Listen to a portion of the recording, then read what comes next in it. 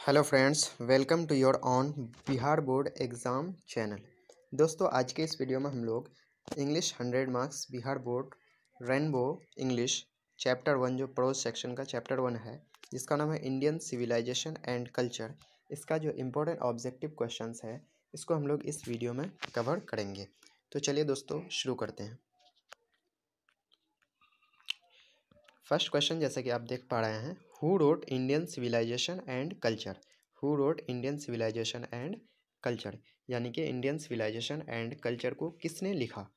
तो वैसे Indian civilisation and culture यानी कि जो प्रोज सेक्शन है और पोएट्री सेक्शन है, उसका जो ऑथर्स नेम है यानी कि राइटर्स नेम है, उसका ट्रिक के माध्यम से हम उसका वीडियो बना चुके हैं, तो आप उसको देख सकते हैं।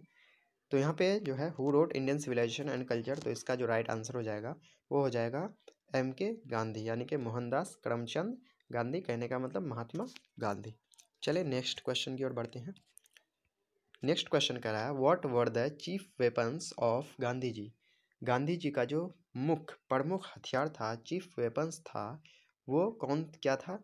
तो ऑप्शन जैसा कि देख पा रहे हैं, गन्स, नाइफ, लाठी, ट्रूथ एंड नॉन वायलेंस। तो जैसे कि जानते हैं, जो गांधी जी सत्य और अहिंसा के पुजारी थे, तो कहने का मतलब गांधी जी का जो चीफ वेपन्स था वो था ट्रूथ एंड नॉन वायलेंस, सत्य एवं अहिंसा। चलिए नेक्स्ट क्वेश्चन की ओर बढ़ जाते हैं।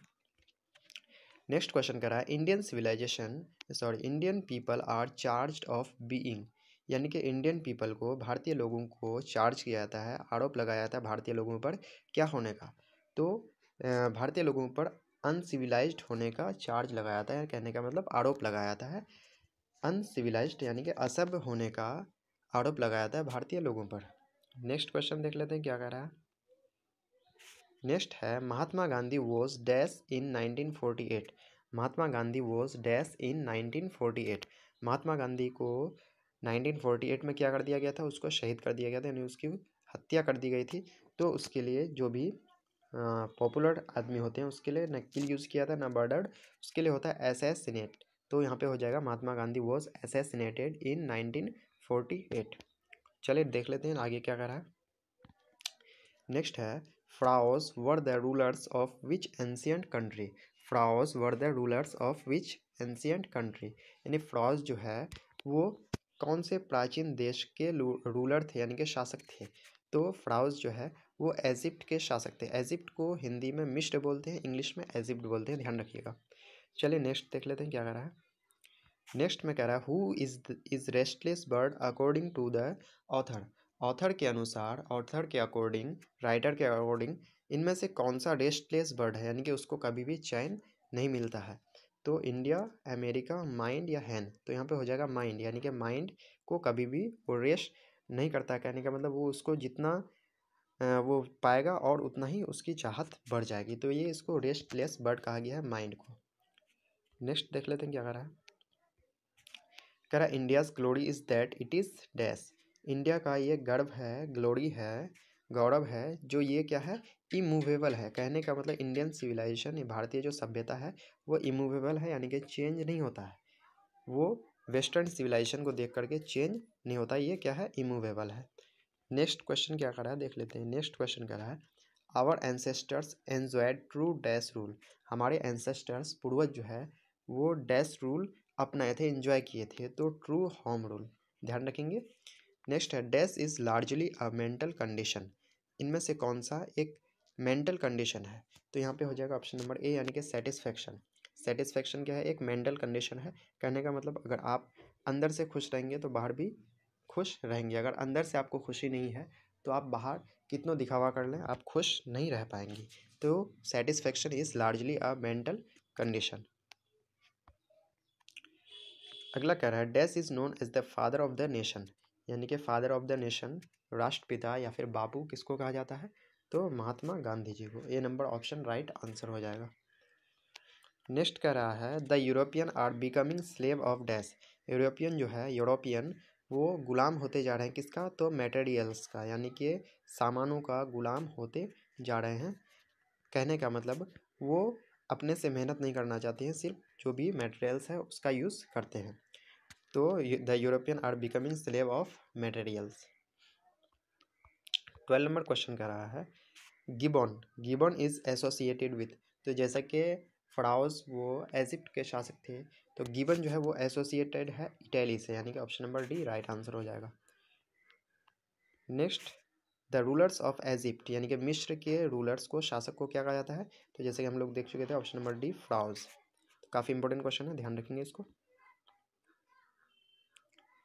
अगला, who have to remodel their outlook, किसको अपने आउटलुक को रीमॉडल करने की ज़रूरत है, तो यह है यूरोपियंस को अपने आउटलुक को रीमॉडल करने की ज़रूरत है। नेक्स्ट है this is her beauty, this is her beauty here the term her stands for, यानी कि दिस इज़ हर ब्यूटी में यहाँ पे जो टर्म हर आया है, वर्ड जो हर आया है, ये किसके लिए आया है, तो ये जो आया है ऑप्शन नंबर सी, यानी कि इंडिया के लिए आया है। नेक्स्ट क्या है, the people of Europe was inspired by dash and dash writers, people of Europe यानी कि यूरोप के लोग जो है वो इंस्पायर्ड थे, प्रेरित थे डैश एंड डैश राइटर से, तो ऑप्शन नंबर ए यानी कि Greek and Roman writers.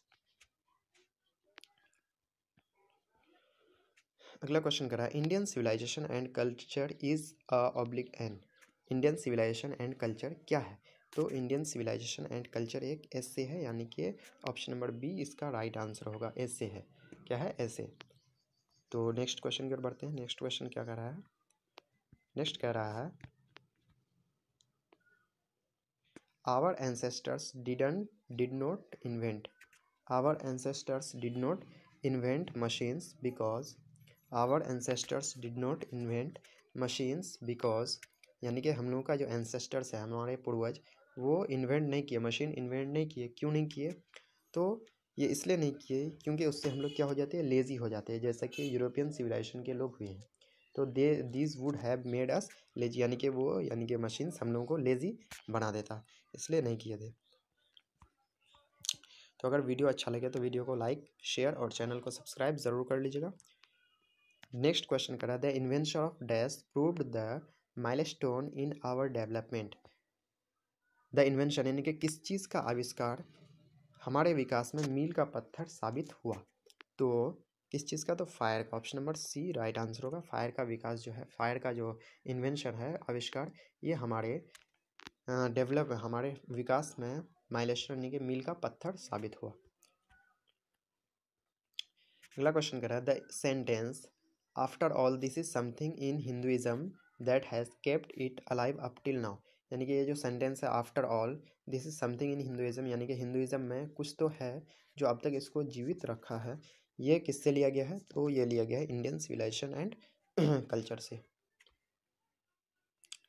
Next है who dominated Indian politics from 1915 to 1948, यानी कि किसने 1915 से 1948 तक अपने आप को इंडियन पॉलिटिक्स में समर्पित कर दिया, तो यहाँ पे राइट आंसर हो जाएगा ऑप्शन नंबर बी, यानी कि महात्मा गांधी जी। महात्मा गांधी जी 1915 में कहाँ से आए, साउथ अफ्रीका से आए, साउथ अफ्रीका से, और 1916 में साबरमती आश्रम का जो है स्थापना किए, और 1917 में जो है वो वेस्ट चंपारण आए, तो कहने का मतलब 1915 से 1948 को गांधी युग कहते हैं, तो गांधी एराक बोला जाता है इसको, तो यानी कि गांधी जी जो है 1915 से 1948 तक अपने आप को समर्पित कर दिए इंडियन पॉलिटिक्स में। नेक्स्ट है simple living and high thinking is the base of dash civilisation, simple living यानी कि साधारण रहन सहन और हाई थिंकिंग उच्च विचार, उच्च सोच, ये किस सिविलाइजेशन का बेस है, आधार है, तो यह है इंडियन सिविलाइजेशन का। नेक्स्ट है dash was a spiritual leader then a politician, कौन जो है एक स्पिरिचुअल लीडर है, एक पॉलिटिशियन से ज़्यादा, एक राजनेता से ज़्यादा एक स्पिरिचुअल लीडर है, तो वह है महात्मा गांधी, यानी कि मोहनदास करमचंद गांधी एम के गांधी जी। नेक्स्ट है काफ़ी इंपॉर्टेंट क्वेश्चन है, कह रहा है my experiment with truth, my experiment with truth, ये जो है किसके द्वारा लिखा गया है, तो इसके लेखक हैं महात्मा गांधी जी। अगला क्वेश्चन कर रहा है the world famous Attic civilisation, the world famous Attic civilisation is in, यानी कि दुनिया का मशहूर जो एटिक सिविलाइजेशन है वो कहाँ पे है, तो वो है ग्रीस में, कहाँ पे है, ग्रीस, यानी कि option number A right answer होगा। नेक्स्ट है Gandhi ji went to Champaran in dash. तो जैसे कि जानते हैं गांधी जी साउथ अफ्रीका से आए कब, 1915 में, यानी कि 1915 में। उसके बाद साबरमती आश्रम बनाए, यानी स्थापना की 1916 में।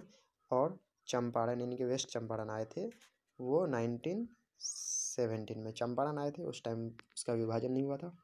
तो 1917 इसका राइट आंसर हो जाएगा, यानी कि option number C right answer हो जाएगा।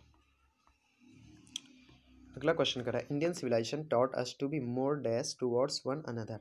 इंडियन सिविलाइजेशन हमें सिखाता है, क्या सिखाता है, जो किसी के प्रति ज़्यादा से ज़्यादा फ्रेंडली रहो, यानी कि option number D right answer हो जाएगा। नेक्स्ट है dash viewed large cities as snares and useless income बैरेंस।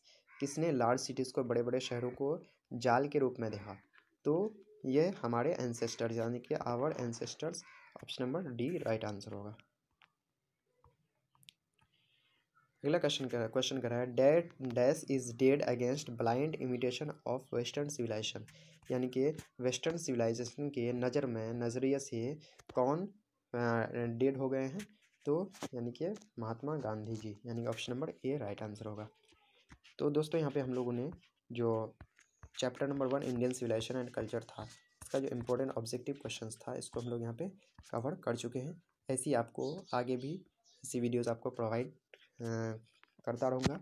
तो अगर आपको वीडियो अच्छा लगे तो वीडियो को लाइक करके शेयर कर दें, और बिहार बोर्ड एग्ज़ाम चैनल को सब्सक्राइब ज़रूर कर लें, ताकि आपको ऐसी वीडियोस आपको मिलता रहे। तो चलिए मिलते हैं नेक्स्ट वीडियो में। जय हिंद, जय भारत।